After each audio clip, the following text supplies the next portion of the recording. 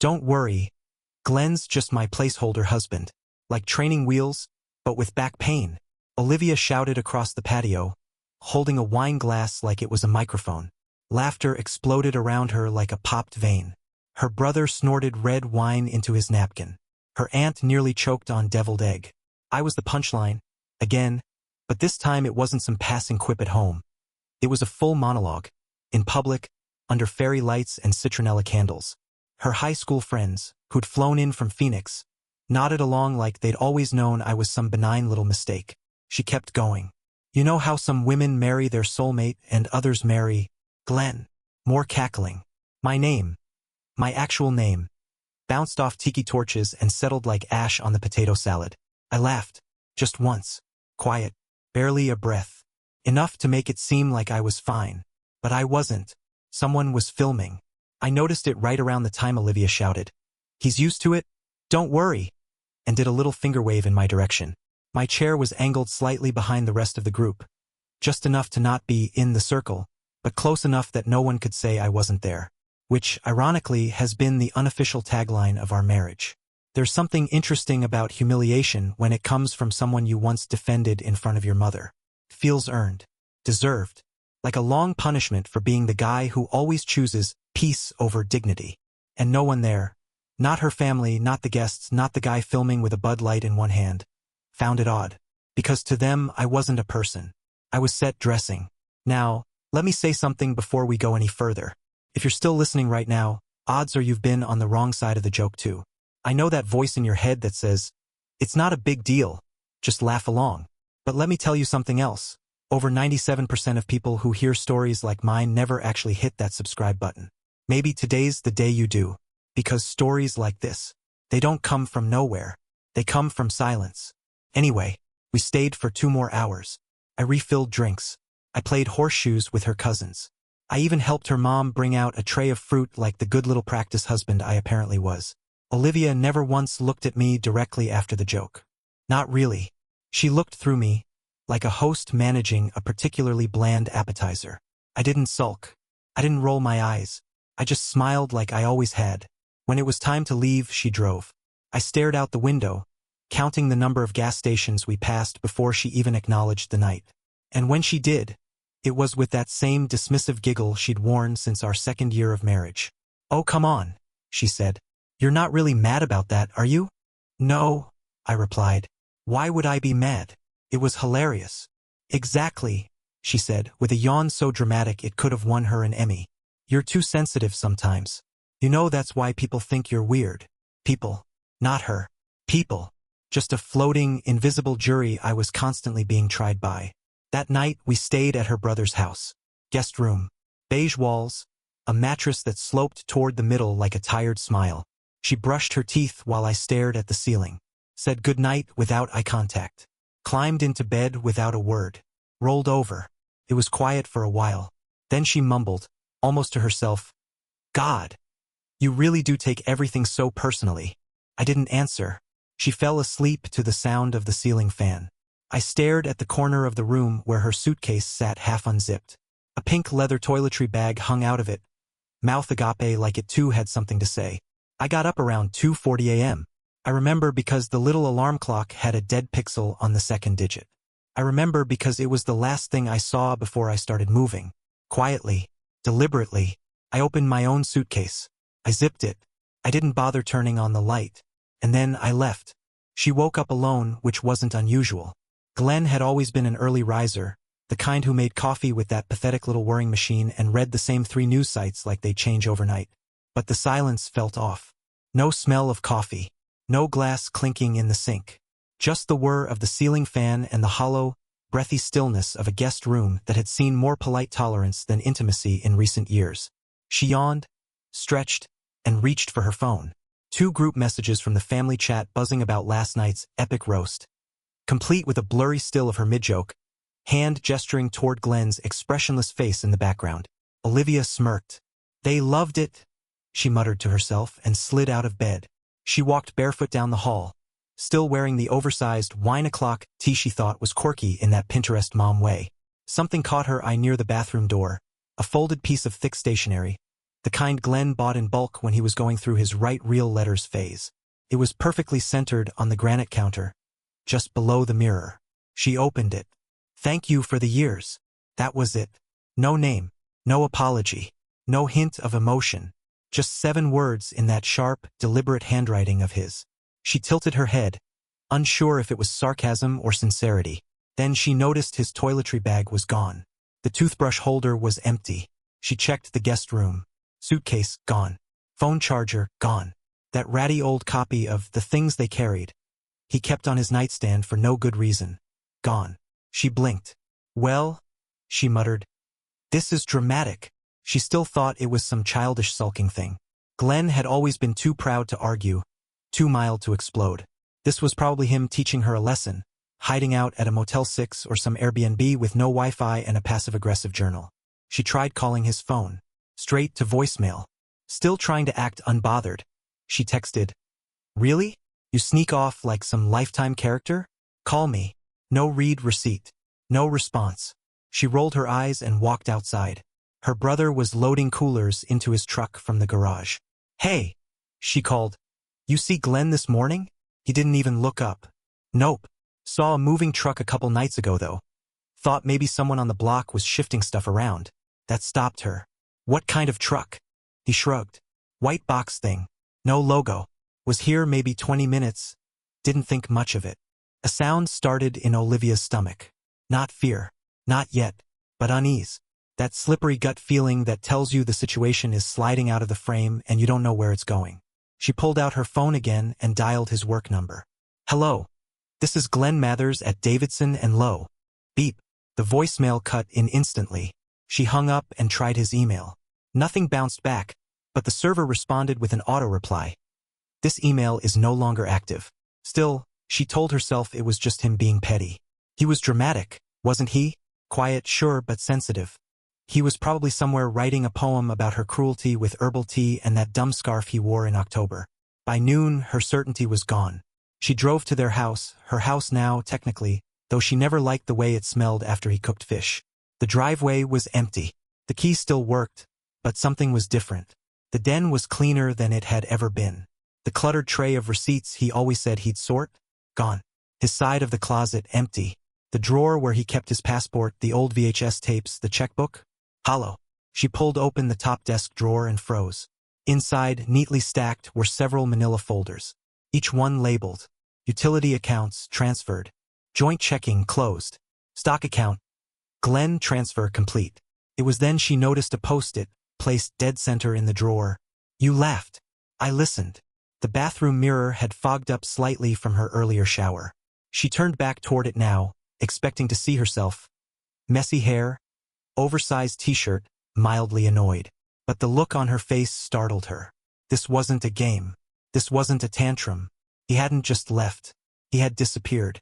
And he had been planning it for weeks. Maybe months. Maybe longer. The moving truck. The timing. The way he let her humiliate him one last time. Without a flinch. She stood there for a long time. Then sat down. Then picked up the phone again. No reply. No signal. No trail.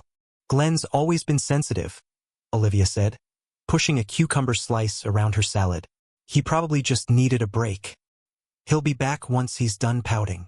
She said it casually, with a flutter of fingers and a grin too wide for the lunch table. Across from her, her friend Mira sipped iced tea and offered a diplomatic nod. The kind women use when they're silently filing away judgment but don't want to say it out loud. Yet, this was Olivia's third version of the story that week. The first had been lighthearted. Glenn had gone off on one of his retreats, as he sometimes did when he got overwhelmed. The second, she'd framed him as unstable, overly brooding, maybe even depressed. This third one, the sensitive snowflake husband narrative, was her favorite. It painted her as the playful, misunderstood wife and Glenn as the emotionally constipated vanisher. In the world Olivia curated, image mattered more than facts. And her image was tightly filtered, softly lit, and always a bit cheeky. The problem was, people had seen the video. At first, it stayed within family group chats. A cousin had texted it to a friend. Laughing. Olivia roasted him brutal face with tears of joy. That friend shared it on Facebook with a hashtag married life caption. Then someone else grabbed it and posted to a meme page. When you marry the guy who peaked in khakis. 1,000 likes. Then 10,000. And the comments? Jesus. This is hard to watch. Man's soul left his body at 0:42. Divorce him, king. One reply simply read, "This is emotional abuse dressed up in a wine glass." At first, Olivia didn't even know it had gone viral. Not until one of her home decor sponsorships, Willow and Fern, emailed her. "In light of recent developments, we'll be pausing our partnership until further notice." No explanation, just a void where their logo used to sit on her sidebar. Then another sponsor pulled. Then two. She opened her phone to find hundreds of new messages, most from strangers. Some supportive, some brutal, some who knew Glenn. Co-workers, former friends. Messaging things like, "He never deserved that. You used to be better." She panicked, of course. Went live on Instagram. Hair done. Makeup soft and strategic. Filters on high. "Hey guys," she started, blinking big and holding back pretend tears. "I just want to talk about something that's been blown out of proportion. Relationships are hard. Marriage is messy. And humor is part of how we deal with things in our family. Glenn knows I love him. That video? It was a joke. Just a joke. We roast each other all the time. But the comments weren't buying it. This isn't roasting. It's public degradation. He literally looked like he wanted to vanish. And then he did. Where is he now? Bet you don't know." She ended the stream early. Later that night, she scrolled obsessively through forums, Twitter threads, even Reddit. The video was still spreading. One person had taken the time to slow it down, frame by frame, captioning Glenn's facial reactions like it was a scene from a war documentary. "Watch his jaw tense at 0:14. That's the exact second he decides he's done." And the worst part? She couldn't refute any of it, because no one knew where Glenn was. And the more she insisted it was a harmless joke, the more people dug into her past content. Little clips here and there. Tiny sarcastic digs at Glenn's hobbies, his quietness, his lack of ambition. It was all there. Context didn't help. It made things worse. Mira finally said it during a phone call Olivia would come to replay over and over. "Liv, you might have thought it was funny, but watching that clip, it felt like watching someone kick a dog that never bites." Olivia snapped, of course. Said Mira was being dramatic. Said social media was full of vultures. But something inside her cracked a little. She opened Instagram again, went to her inbox, and typed Glenn's name into the search bar. Nothing. No account. No trace. Just silence. She closed the app and sat in the dim light of her office, surrounded by faux greenery, sponsored throw pillows, and a $300 ring light she hadn't used in days. The world wasn't laughing with her anymore. They weren't even watching her. They were watching him. The envelope didn't come by FedEx or even certified mail. It arrived like junk, a bland manila rectangle wedged between a credit card offer and a flyer for discount pest control. Olivia barely noticed it when she carried the pile inside. She tossed the stack on the granite counter with the usual one-handed flick and went back to scrolling through an article titled, "How to Win Back Your Audience After Viral Missteps." The irony didn't hit her right away.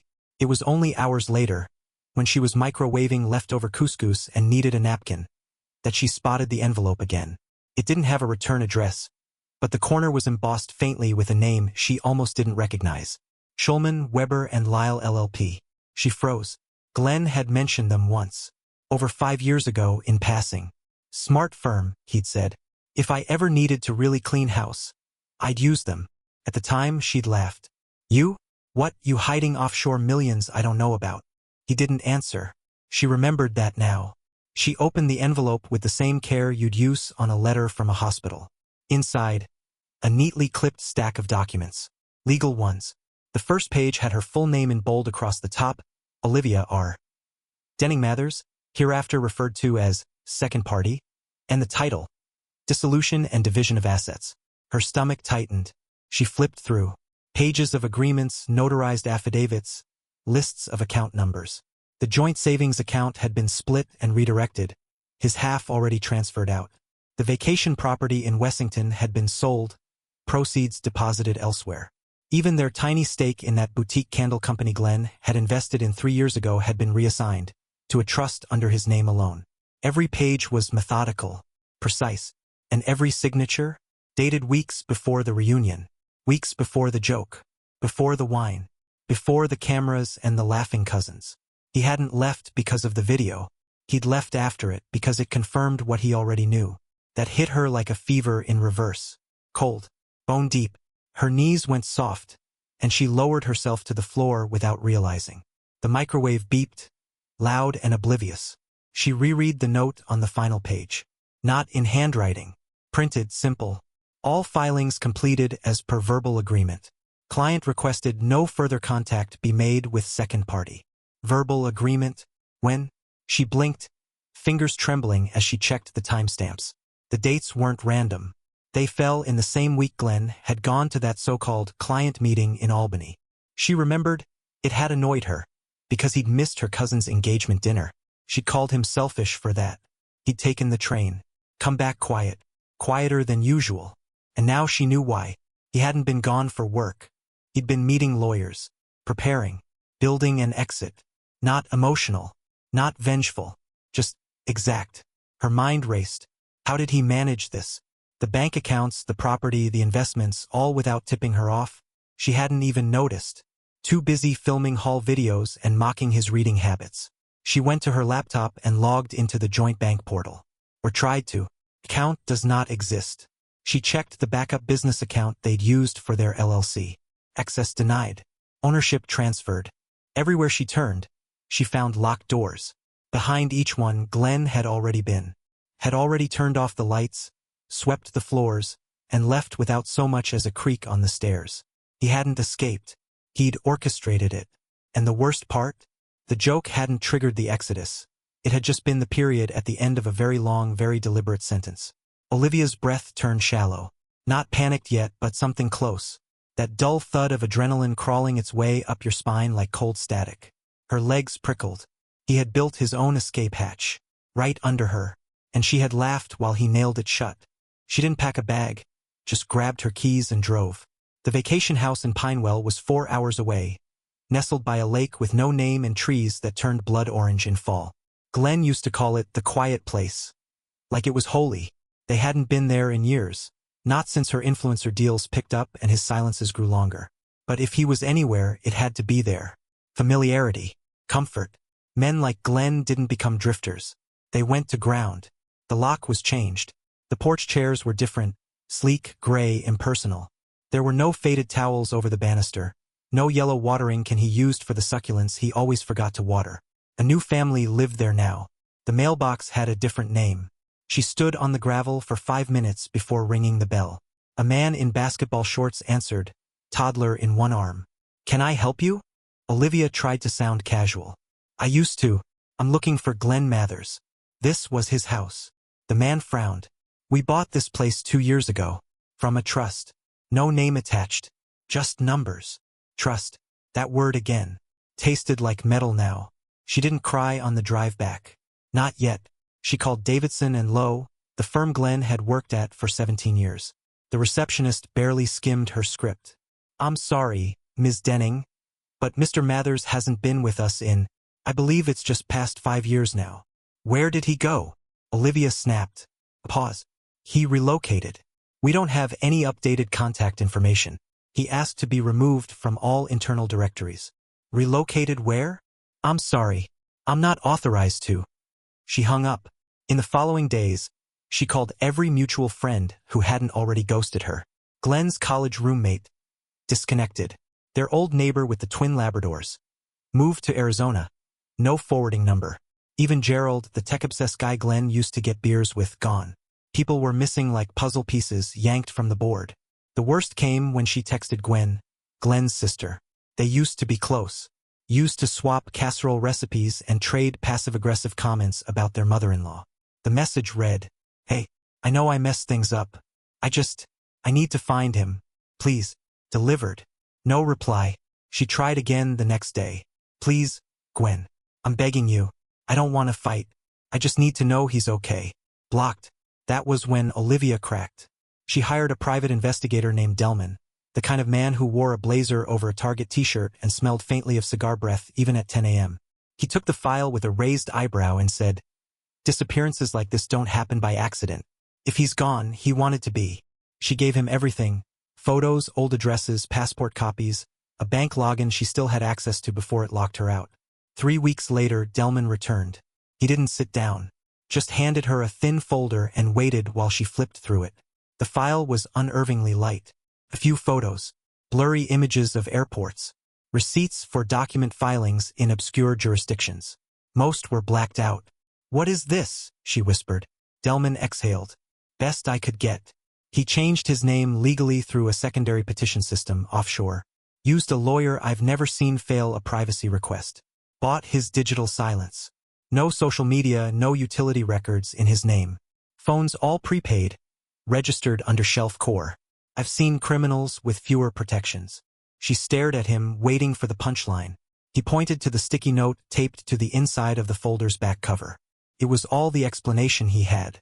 New name, clean slate, no trail. She drove home in silence. That night, Olivia opened her laptop and scrolled through her old shared photo albums. Half of them were missing thumbnails, deleted or corrupted. The rest were silent stills of cookouts, birthdays, vacations by the lake. Glenn always looked slightly off-center, like someone who knew, even then, that he didn't quite belong. She clicked on one photo, him holding a grilled corn cob, smiling with one side of his mouth. A detail caught her eye. His wrist. The watch she'd given him for their 10th anniversary. He wore it every day. In none of the newer photos was it there. Gone. Just like him. Olivia sat back and realized, with slow, stomach-deep horror, that the man she was trying to find didn't exist anymore. She wasn't chasing a person. She was chasing a ghost he'd deliberately become. 7 years. Long enough for the world to move on. For trends to die, algorithms to reset, and scandals to fade into digital compost. Long enough for Olivia to remarry briefly to a chiropractor with motivational tattoos and a suspicious number of protein shakes. Long enough for that marriage to collapse under the weight of silence, resentment, and one too many couples therapy sessions that ended with, "I just don't feel seen." She was alone again, which, by now, felt more like default than punishment. Her once flourishing home decor brand had crumbled into a ghost of its former self. No sponsors.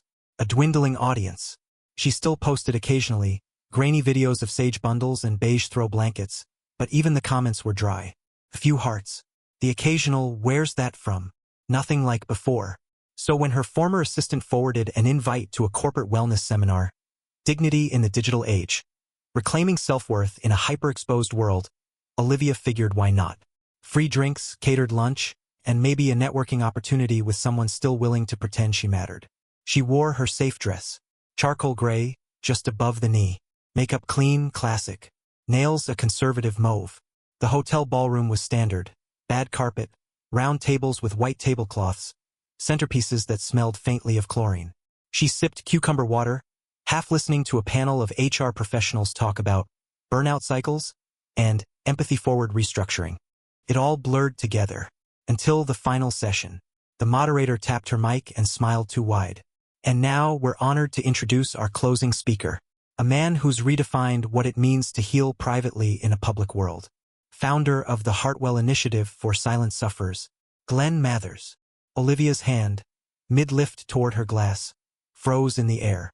Her throat closed like a trap. She turned slowly, and there he was. He walked out with the quiet confidence of someone who no longer feared spotlights. Hair silver at the edges now, suit impeccably cut. No wedding ring, no hesitation. No trace of the man who once hunched in the background of family barbecues, trying not to exist too loudly. People applauded. A standing ovation from a crowd that didn't know him, yet already admired him. Olivia didn't clap. She couldn't move. He began to speak, voice steady, low, clear. Sometimes, silence isn't weakness. It's survival. And for many of us, survival came not from confrontation, but from learning to live without validation. The audience leaned in. I spent years thinking dignity meant enduring quietly. I was wrong. Dignity means leaving when the room only claps for your humiliation. Laughter rippled gently. Olivia flinched. I didn't start the Hartwell Initiative because I wanted to be a voice for the voiceless, he continued. I started it because I once sat in a room full of people who laughed while I disappeared. More silence. A deeper kind. Her stomach dropped. He never said her name. Not once. Never alluded to her directly. But every word cut with surgical precision. Not like vengeance. Like truth. wrapped in velvet. He told stories, carefully anonymized, of emotional minimization, of ridicule behind smiles, of the way cruelty dressed up as comedy corrodes the soul in increments. He quoted research, shared quiet statistics, described the loneliness of being erased in plain sight. Every sentence sounded like a mirror turned against her throat. When the applause came again at the end, it was thunderous. People stood. Some wiped tears. He bowed his head and exited stage right. Olivia sat still, as if motion might shatter her entirely. She didn't approach him during the mingling hour. Couldn't. She watched from a distance while people shook his hand, thanked him, called him inspiring. One woman with a tear-streaked face clutched his wrist and said, "You put into words what I've felt for a decade." He smiled kindly, moved on. Not once did he look in Olivia's direction. And that, somehow, was worse than any direct confrontation could have been. She left early, slipped out while no one was watching. Her hands trembled as she searched for her car keys. Inside the parking garage, she sat behind the wheel, headlights off, heart pounding against her ribs. Glenn wasn't just alive. He was thriving. And she wasn't even part of the story anymore. Just a deleted footnote in the opening chapter of a man who finally, quietly, got the last word without ever having to say her name. She stood by the tall ficus plant near the ballroom exit, fingers tightening and releasing around the strap of her purse like a muscle tick. The crowd thinned. Glenn was still inside, speaking with a few event organizers, one of whom handed him a plaque Olivia couldn't quite read. The other patted him on the back. He laughed, but not the quiet, self-effacing laugh she remembered. This one had weight, like it belonged to a man who had learned how to occupy his space without apology. When he finally stepped into the hallway, Olivia moved before her courage could vanish. Glenn. His name came out cracked, like a bone she hadn't realized was broken until she tried to use it. He glanced in her direction. As cool. Not surprised. Not angry. Just done. He didn't stop. He walked right past her. Not rudely. Not dramatically. Simply, through her. Like she was glass. Like she wasn't even a ghost. Just a reflection he'd already turned away from. "Glenn, please." Her voice caught, higher than she meant. People glanced. She dropped it to a whisper. "Can we talk? Just for a moment." Nothing. He didn't even turn his head. The sound of his shoes on polished tile followed her for a full minute after he disappeared around the corner. Later that night, back in her condo with the thermostat set too high and the silence set even higher, Olivia sat on the edge of her bed. Her hands hovered over her phone. She typed the message, deleted it, typed again, deleted again. Then, finally, she stopped trying to be clever or dignified. How did you get through it? She hit send. Watched the delivered notification. Watched it stay that way. Days passed. No reply. No read receipt. No typing bubble. She imagined a dozen scenarios. He deleted the number, he saw it and laughed. He forwarded it to friends with some cryptic caption. Or maybe he didn't even look. Maybe her words existed in a vacuum now, floating somewhere near cell towers, never destined to land. On the third day, the doorbell rang. She wasn't expecting anyone. No deliveries, no friends. Her calendar was empty as usual. She opened the door to find a package on the mat. No return label. No courier waiting. Inside, a single hardcover book, shrink-wrapped, with a muted gray cover and serif font. When Silence is Survival by Glenn Mathers. Her hands trembled as she peeled the plastic off. The smell of fresh print hit her in the face like the ghost of a version of him she no longer had the right to remember. There was no inscription, no letter, just a yellow sticky note tucked between pages, pressed flat against the title page. 2 words, written in that same quiet, steady script she hadn't seen in years. I listened. That was it. She sat there with the book open on her lap, staring at those 2 words like they were an accusation written in Morse code. She read them again. Again. I listened. Listened to what? To who? To her? To them? To the silence she thought was benign but had been screaming the whole time? She turned to the first chapter, but her eyes couldn't focus. It was like trying to read while underwater. Because the dread wasn't in what he said. It was in what she hadn't heard. Not just in the ballroom. Not just in the years since. But then, back when he'd sit quietly at dinner, when he'd wash dishes without being asked, when he'd pause before answering questions like he was calculating whether honesty would get him mocked or ignored. He'd been listening, and somewhere along the way he decided he'd heard enough. The book sat heavy in her lap, like a tombstone, She didn't touch the book for 2 more days. It sat on the corner of the dining table like a dare, spine facing her, untouched except for the creases her thumb left behind when she first opened it. She avoided it like it had teeth. Did laundry she didn't need to do, vacuumed floors already clean, rearranged throw pillows she didn't even like. But something kept pulling her back. An itch she couldn't reach, buried somewhere behind her ribs. On the 3rd night, with a glass of wine in one hand and the TV playing soundless background nonsense, she finally sat down and opened the book again. This time, she started from the table of contents. Her eyes scanned until they landed on a title that made her breath pause mid-inhale. Chapter 9, Verbal Erosion, the Long-Term Cost of Public Ridicule. She flipped to the page with a speed that betrayed her composure. Glenn had already marked it. Several sections were highlighted in yellow. Not neatly, not for show. The marks were jagged, urgent. The kind of highlighting done by someone in pain. The first paragraph was a punch to the stomach. Verbal erosion is not a single insult. It's the 1,000 small chisels taken to identity over time. A joke at one's expense. A dismissal disguised as humor. An audience that laughs, while the subject bleeds internally. The laughter does not heal. It deepens the wound. She swallowed hard. The next passage was even worse. Abusers often wear a smile while wounding.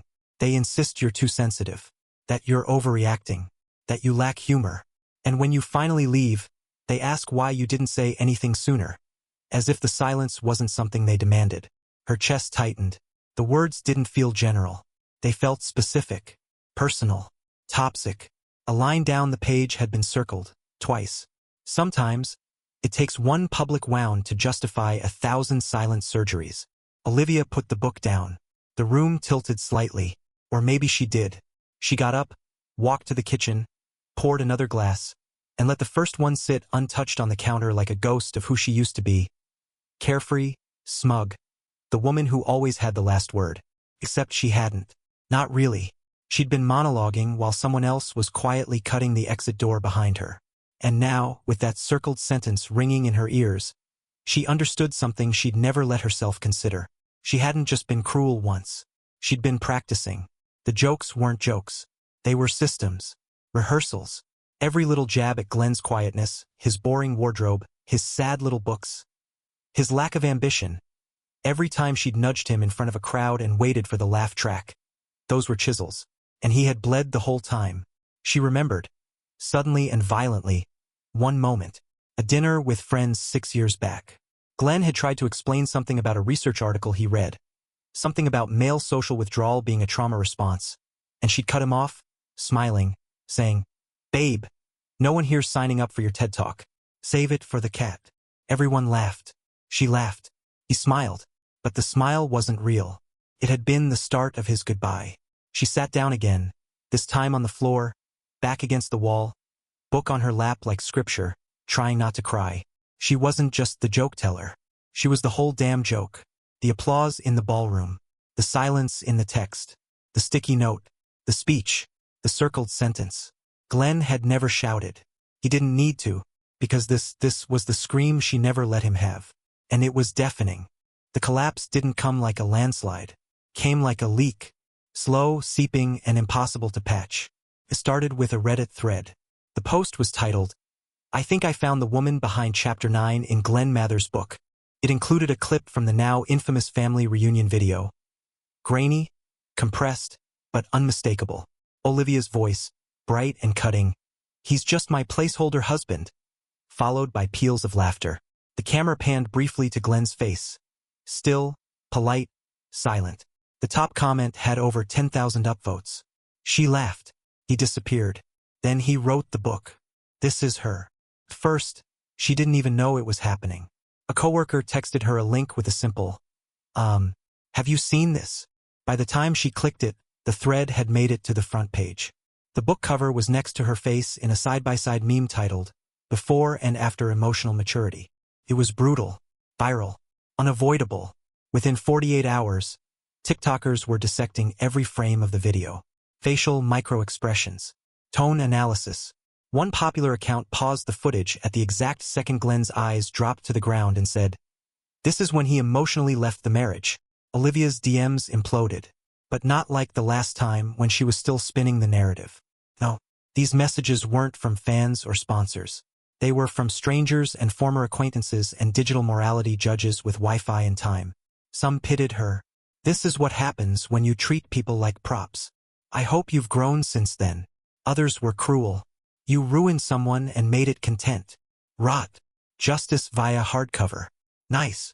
Even her private Facebook, used mostly to like her aunt's travel photos and send birthday cake emojis, was breached. Old friends tagged her in cryptic posts. Wild how some people never really know what they had until the world sees it. She deactivated her Instagram first, then Twitter, then her business website.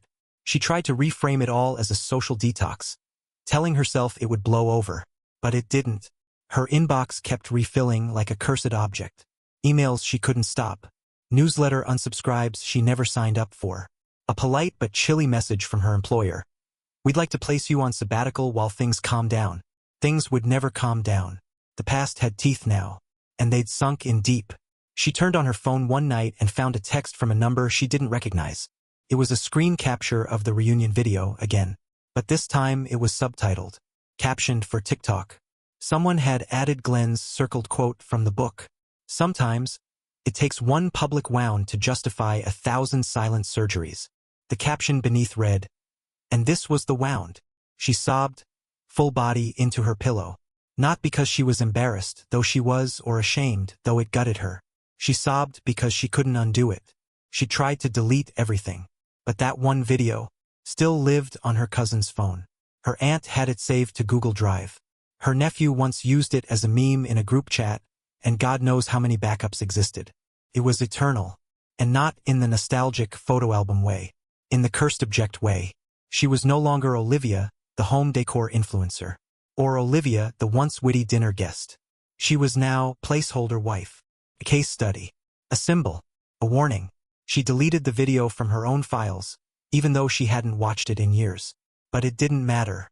It would always be out there, framed in strangers' duets, stitched into motivational speeches, whispered about in wellness retreats under dim lighting and herbal tea steam. She couldn't delete what she was. And Glenn? He didn't have to raise his voice. The world did it for him. Olivia waited 3 weeks before sending the message. She told herself she was waiting for the noise to die down, for the witch hunt to calm, for the endless hashtags and armchair psychoanalysts to find a new target. But the truth was simpler. She didn't know what to say. Every draft she typed sounded like an excuse, like a press release, like an influencer apology video without the ring light. I'm sorry if I didn't realize. It was just, she deleted them all. Finally, at 1:17 a.m. on a Tuesday, she opened her laptop in the dark and let her hands hover over the keyboard. She thought of the last time Glenn had made her tea. The last time he'd quietly shut a door she'd left open. The last time she'd heard his voice before the reunion. Low, steady, with a question she didn't bother to answer. And then she wrote the only thing left. I'm sorry. I didn't know it was that serious. She hit send and closed the laptop. Her reflection on the screen looked like a stranger's. 3 days passed. No answer. She tried to distract herself. Walks, podcasts, scrolling through people she didn't know. But every time her email app pinged, her pulse jumped. Nothing. Nothing. Nothing. Then, on the 4th morning, as she sat at her kitchen table with cold coffee and a silent phone, her laptop blinked. New mail. No subject line. No sender name she recognized. Just a single entry in her inbox with the timestamp, 4:04 a.m. She clicked. The email was empty except for 2 words. You did. No signature. No attachments. No explanation. Just a black hole of a sentence, swallowing 7 years of questions. She stared at it until the words blurred. Closed the laptop. Opened it again. The email was still there. Simple. Unambiguous. A mirror held up to her face. Her body went heavy. She slid off the chair and onto the kitchen floor, knees folding under her. The tile was cold against her palms. She pressed her forehead to it and felt something inside her unspool. Not like a scream, but like a long, slow exhale she'd been holding since the night of the reunion. He hadn't forgotten. He hadn't exaggerated. He hadn't misunderstood. He had listened, and she had known. She thought of the circled line in his book. One public wound to justify 1,000 silent surgeries. The highlighted passages. The speeches about dignity. The sticky note. All the hints she ignored because they weren't in neon. And now there was nothing left to hide behind. No audience. No sponsors. No narrative to spin. Just 2 words. And the silence after them, louder than any applause she'd ever chased.